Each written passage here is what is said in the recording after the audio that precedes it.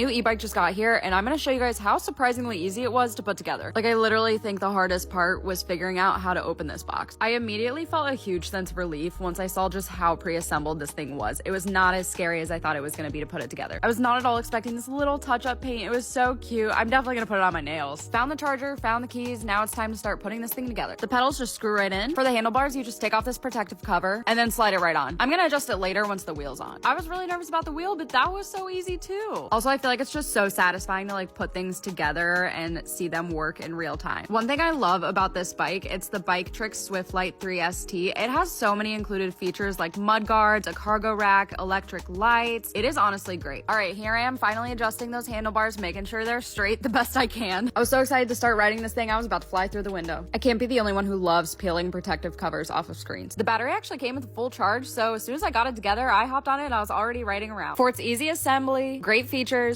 and long battery life, I already give this bike a 10.